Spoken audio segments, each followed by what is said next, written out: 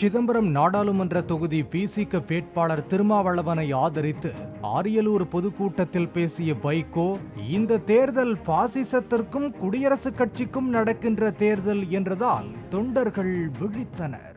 இந்த தேர்தல் ஜனநாயகத்துக்கும் சர்வாதிகாரத்துக்கும் இடையே நடைபெறுகின்ற போட்டி. பாசிசத்துக்கும் குடியரசு கட்சிக்கும் இடையே நடைபெறுகின்ற தேர்தல்.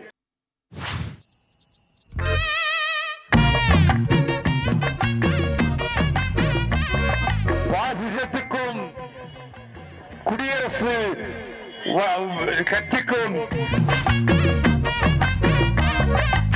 அரியலூர் மாணவி அனிதா தூக்கிட்டு உயிரிழந்த நிலையில் உடலில் மண்ணெண்ணெய் ஊற்றி தீ வைத்துக் கொண்டதாக தவறாக கூறிய வைகோ, அவரது தியாகத்திற்கு வீர வணக்கம் செலுத்துவதாகவும் கூறினார். தன்னுடைய உடம்பெல்லாம் மண்ணெண்ணெய் ஊற்றிக் கொண்டு நெருப்பு வைத்துக் கொண்டு அனிதா மறைந்தே போனாள். மண்ணெண்ணெய் ஊற்றிக் கொண்டு நெருப்பு வைத்துக் கொண்டு நான் இந்த மேடையில் இருந்தவாறே அனிதா எரிக்கப்பட்ட புதைக்கப்பட்ட இடம் நோக்கி தெண்டரிட்டு வணக்கம் தெரிவிக்கின்றேன். அப்படிப்பட்ட தியாக பூமிதான் அரியலூர் மாவட்டம்.